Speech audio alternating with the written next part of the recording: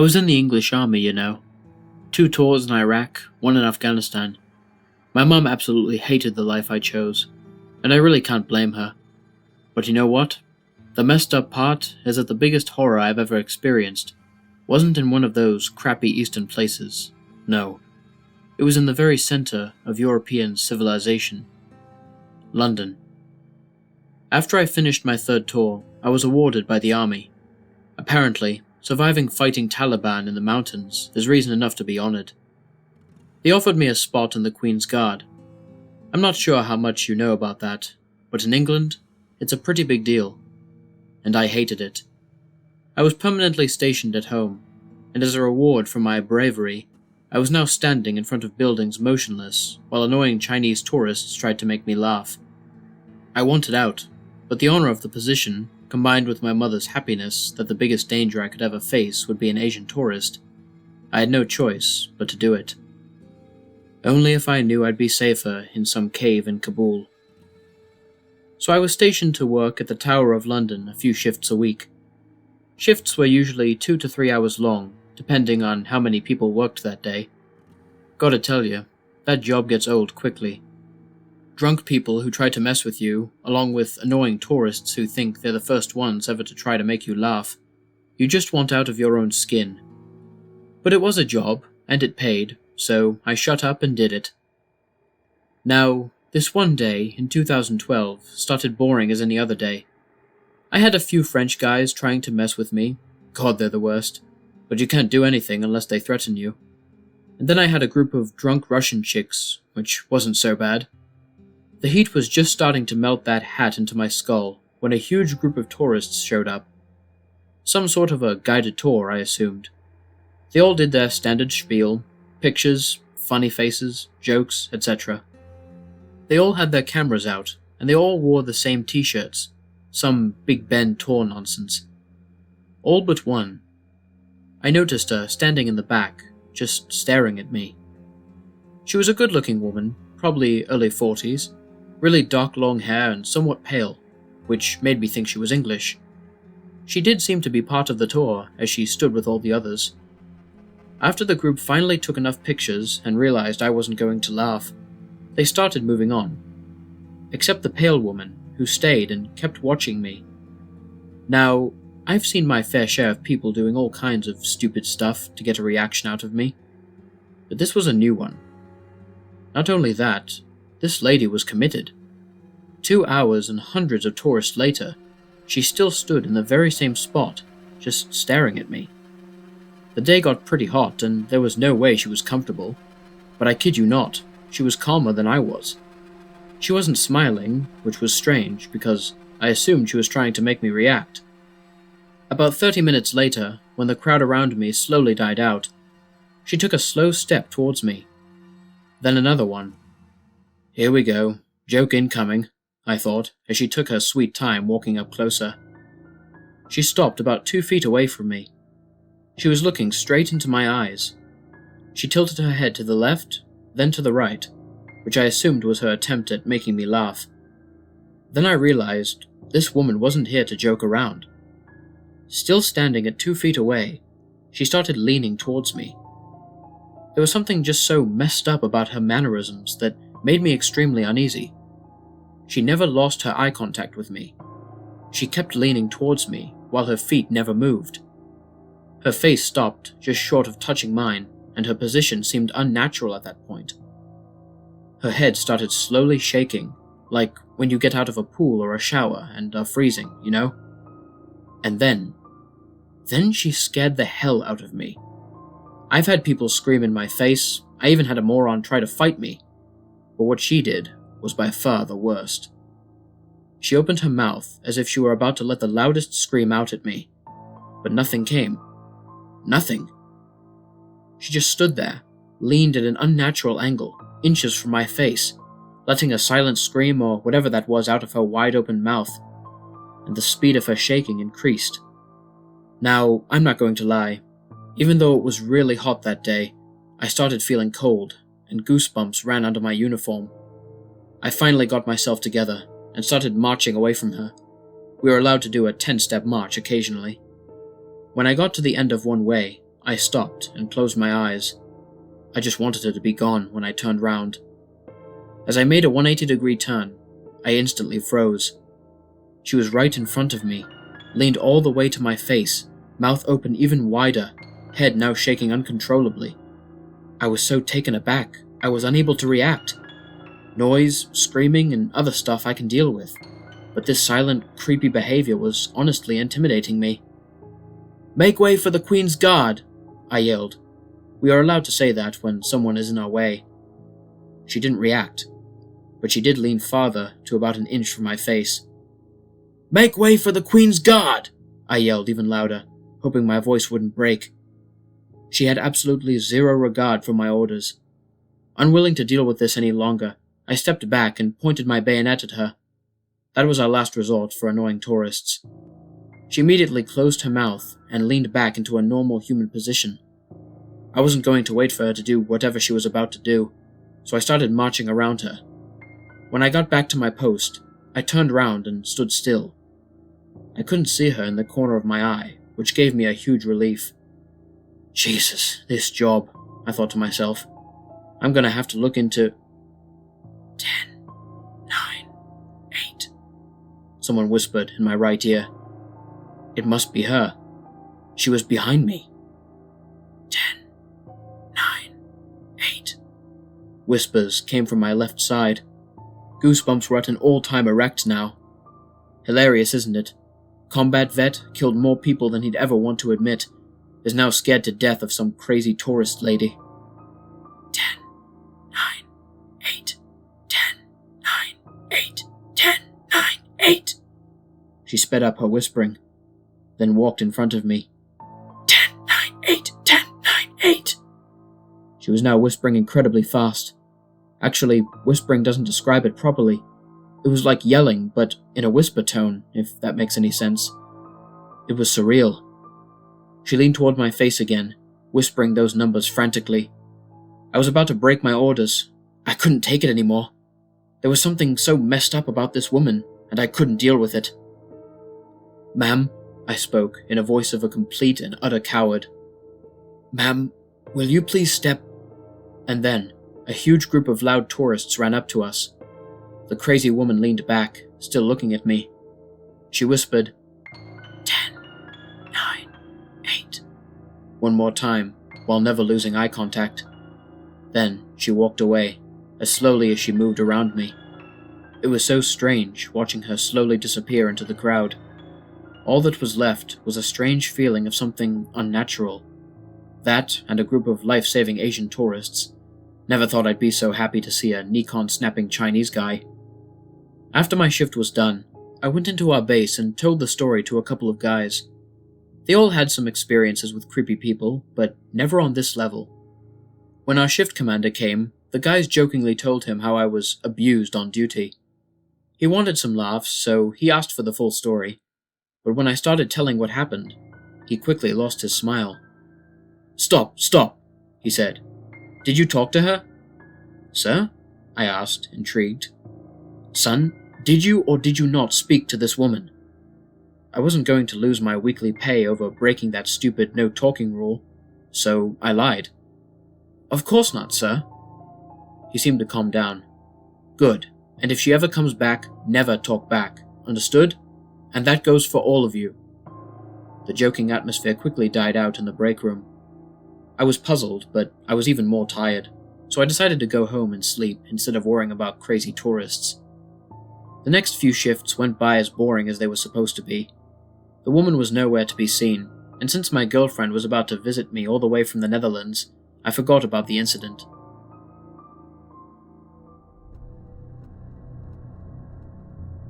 Tuesday night around 3 a.m., I was awoken by loud banging at the door.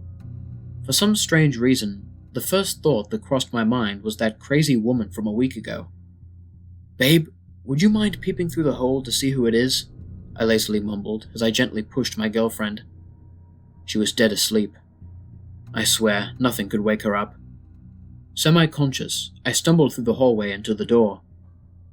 "Who is it?" I muttered while peeking through the hole, but it was too dark outside. That sobered me up. "Who is it?" I asked again. but the only answer I got was louder banging. Screw it, I thought, as I took a deep breath and opened the door. There are about 1,000,000 things I'd rather see standing in front of me at that moment, and there was only one person I did not expect to be at the door. My girlfriend. I was supposed to pick her up tonight. I nearly lost all control of my legs. 1,000 things raced through my mind, which was having trouble comprehending what the hell was happening. Thanks for picking me up at the Heathrow, idiot, my girlfriend said as she slammed the carry-on on my chest. I was still speechless. So, I travel all the way from Amsterdam to see you, and you forget? Really? I wasn't hearing it. I knew I was half asleep when I got up, but there was someone in my bed. I wasn't dreaming, for God's sake. Stay here, I mumbled as I handed her the bag back. What's wrong? Just stay here. Not knowing where I got the courage to walk to the bedroom, I slowly made my way. I know what you're thinking. In movies and books, the guy walks into the room and boom, it's empty, right? I wish. I walked into my room and it was completely dark, but I could hear breathing. Heavy breathing. My pulse was so high, I was sure I was going to pass out, but I flipped the switch. 7, 6, 5. Whispers came from the corner of the room where she stood. That same woman. She stood almost glued to the corner of the room, her back to the wall. She was looking straight at me, and though I was sure I lost the power of speech, I managed to squeeze out a, "What the hell?" 7, 6, 5, she said as she took the first slow step towards me. Her mouth was wide open, as if she were letting out that damn soundless scream. Every step she'd make, she'd close her mouth enough to say, 7, 6, 5. I couldn't move. Nothing in this world existed besides this woman slowly walking towards me.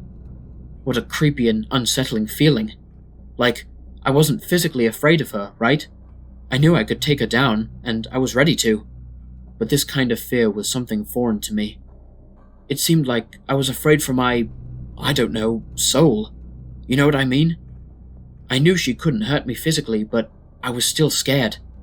Not to mention I somehow slept in the same bed with this whatever the hell she is. She came incredibly close to me. The familiar lean. An inch from my face. My breathing was so irregular and loud. It was the only noise in the room. Suddenly, something about this had a strangely familiar feeling. What the hell? A scream came from behind me. My girlfriend. I snapped into reality, turned round and grabbed my girl. Run!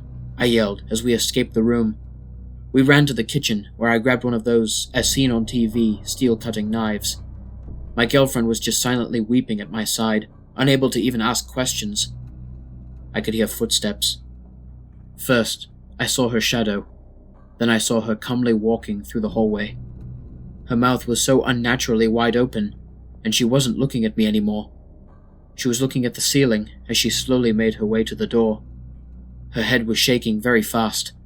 It was absolutely surreal, I'm telling you.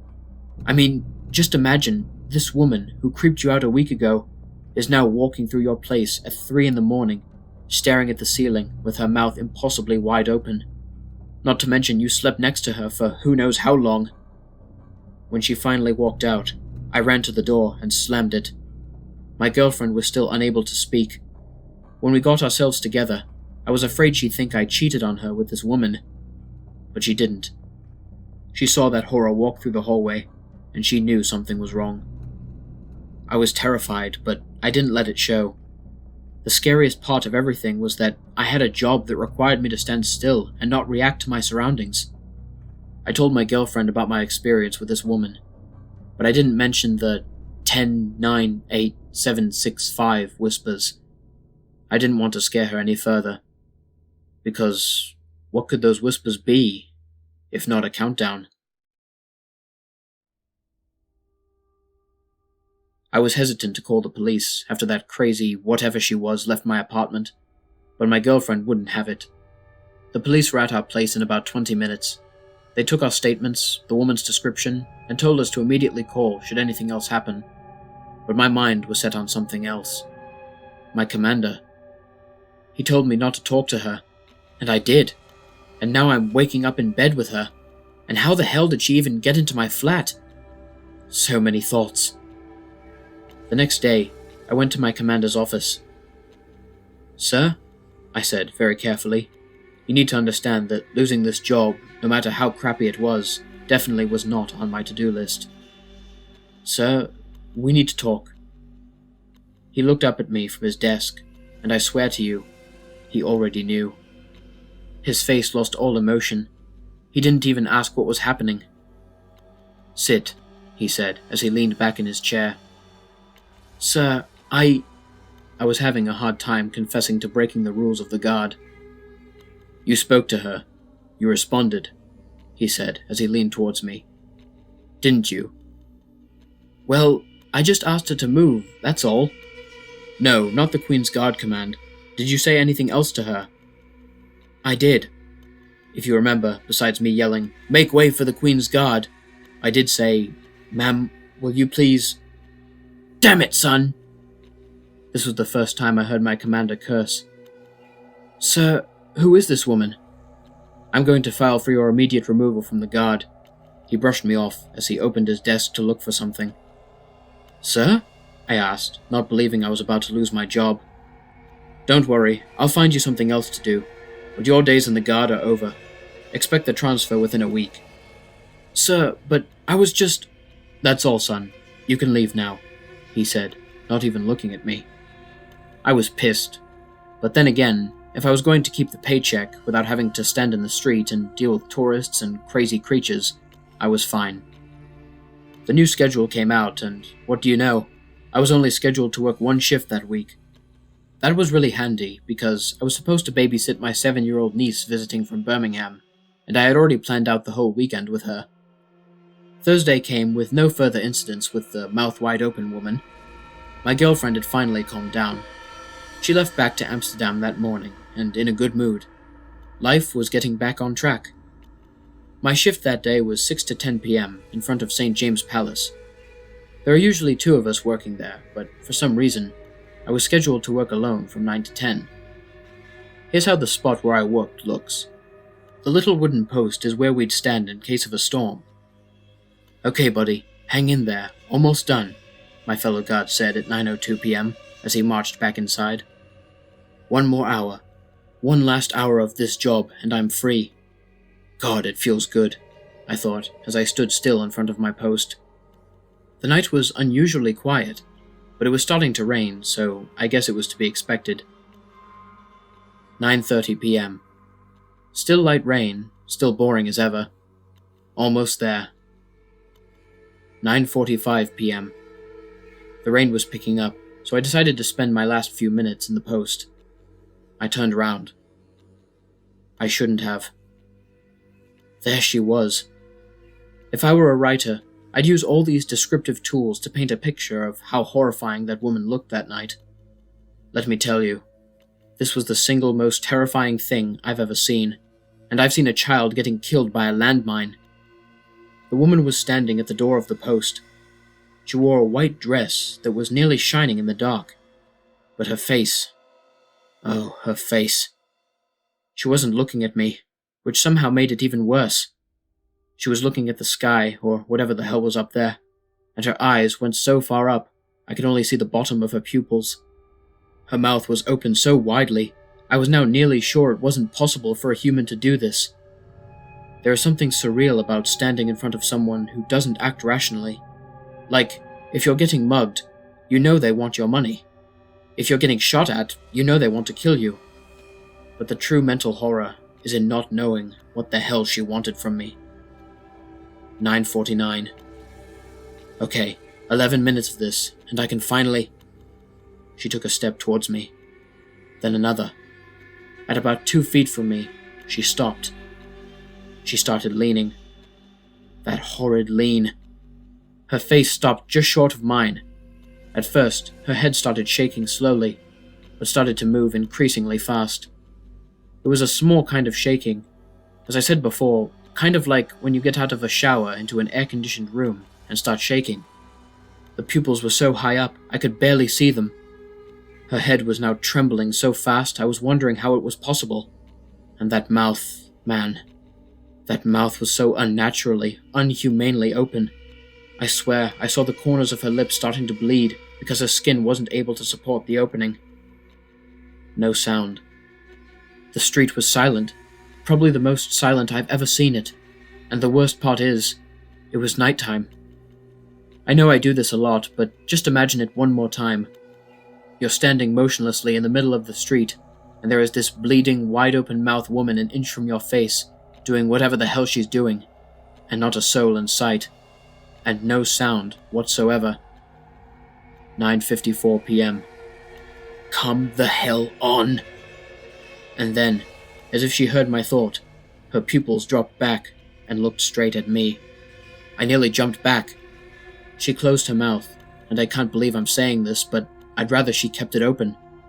Her jaw started rapidly opening and closing, as if she were biting something invisible. Her teeth were hitting each other so hard I was sure they'd break. That was it for me. I couldn't take it anymore. I took a step back and screamed, "Just stop already!" And she did. Her teeth stopped clenching. Her mouth closed, and she stood back up from the leaning. She took a step towards me, and, for the first time ever, smiled. 4, 3, 2, 1. 4, 3, 2, 1. 4, 3, 2, 1. She started whispering, never losing the smile. "What is that? What the hell is that?" I begged. I was ready to grab her, shake her, anything, just for an answer. What the hell did she want from me, right? 9:58 p.m. "What the hell?" came from behind me. My commander. He ran up to me, disregarding the crazy woman in front. "Did you talk to her?" Did you talk to her?" he yelled, louder and while grabbing my uniform. He didn't even pay attention to the woman. "Yes." "Oh God, what number?" he said, while finally letting me out of his fists. "Sir?" I answered, confused as you can imagine. "What was the last number she said? What was it? Was it 0? "No, I think she stopped at a 1. But why?" All this time, the woman just stood still and looked at us with a smile. Then, she took a step towards us. She slowly walked in between my commander and me. "Don't say a thing to her, not a thing," the commander said, with obvious fear on his face. The woman turned from me and towards him. She got into his face, and even from behind, I could see her mouth wide open. "Go! Just go!" the commander said as he looked at me. He was avoiding acknowledging her. I heard her teeth clenching. "I can't just leave you," I said. "Go, and don't come back here. I'll take care of this." You know, I like to think of myself as brave, but at that moment, all I wanted to do is leave. I hope you can't blame me for that. So I started running away. "And never talk to her again," the commander yelled as I got away. Now, I know a lot of this sounds like nonsense, and you're right, it really does. Sure, looking back at it now, I could have arrested her. Hell, I could have even killed her, and so could have the commander. But you know what? When you find yourself in a situation as impossible and as unreal as that one, you don't act rationally. You don't think logically as you would in a normal situation.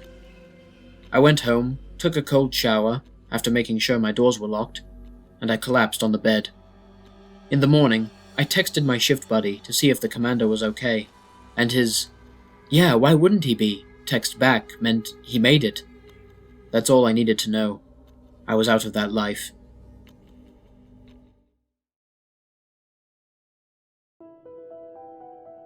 My niece came into town on Friday, and I had her for the weekend.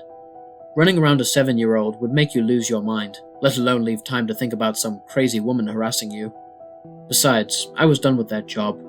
That morning I got transfer papers. I spent the whole day taking the kid different places she liked. It was exhausting.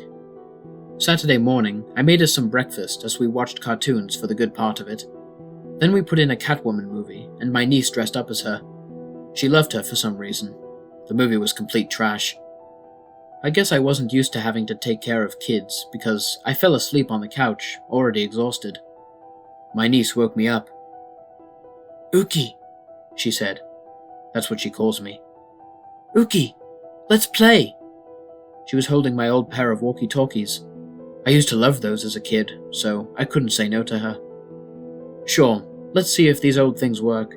Go outside of the house. I want to check the range on these babies." Her face lit up as she ran out. I turned the walkie-talkie on and started playing with it. Static noise was there, meaning the batteries worked. It was only a matter of finding the right frequency. "Ashley? Ashley, do you copy? Over." I tried a few times. I finally heard something. "Ashley, do you copy? I repeat, do you copy? Over." "Hero," was all I heard at a low volume. "Ashley, you punk! You need to say over when you're done." Oh, I heard again. This damn thing, I thought. Too lazy to go out, I took the batteries out, blew at them, as if that ever does anything, and put them back in. "Okay, Catwoman hero, do you copy now? Over." 0. I dropped the walkie-talkie. That wasn't Ashley's voice. That wasn't hero I thought I heard. Ashley. I ran outside and immediately started hating myself for letting the child go out on her own. Ashley stood in the yard, holding a radio, squeezing it hard. In front of her stood that same woman, bent over and all the way down to my kid's face. 0, 0, 0, 0, 0, was what that woman frantically repeated in Ashley's traumatized face. Yeah, when some freak harasses me, I can control myself. But a child? My niece? I lost it. I ran towards the woman and tackled her with enough force I was sure I'd hurt her. As soon as I hit the ground, I got up and grabbed Ashley. "Are you alright?" I yelled. "Did she touch you?" I didn't even realize how hard I was shaking her, probably scaring her even more. Ashley was now crying so hard she couldn't even answer. "Let's go in," I said as I turned towards the woman. She was still lying on the ground, facing down. As soon as we got into the house, we went to the window. The woman started standing up. She turned towards us. "I'm calling the police," I told terrified Ashley as I picked up my cell. "Don't worry, baby. It's going to be all right." The woman took a step towards the window, then another. Her nose was bleeding, and she was visibly hurt as she was limping, but it didn't seem to matter to her. I'll admit, I was nearly frozen from the rush of adrenaline I had. We just stood there at the window, watching this freak approaching us. "The police are on the way," I told my niece, who was still crying. The woman walked up to the window. She wasn't looking at me anymore.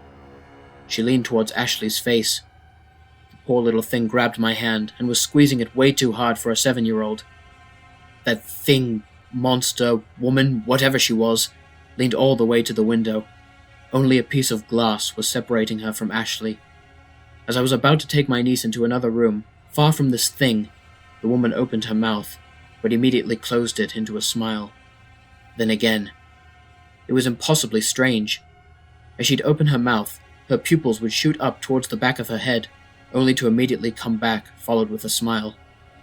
She was now alternating inhumanely fast in between a smile and a gaping mouth paired with nearly pupilless eyes. "Let's get out of here," I told Ashley, as I picked her up and took her to my room. The police arrived about 15 minutes later. They started scanning the neighborhood and actually caught a woman who matched my description. I was due at the police station for identification, but first I had to drop Ashley off at the train station. Her mum wanted her back immediately after what happened, and I couldn't blame her. I took her to the station, where I arranged for the staff to watch her until her destination. A very pleasant conductor promised he'd watch her the whole trip. He took Ashley's hand and promised to show her all the cool parts of the train. Finally, the kid smiled. As the train was getting ready to leave, the conductor put my niece on the stairs. "Say bye to your uncle," he said. "We're about to leave." "Bye, Ashley. Tell your mum to call me when you arrive, okay?" She didn't respond to me, which was understandable. The kid was probably still terrified. Hell, I was still terrified. As the announcer said all boarding was complete, the conductor opened the door for them to get inside the train. Ashley didn't move, though. She looked up at the conductor. "Let's go now," he said. Ashley opened her mouth, looking up at the man. We have to get in now. We're about to start moving, honey, he said again. Let's go. As he entered the train, and Ashley followed, I heard her say, 10, 9, 8.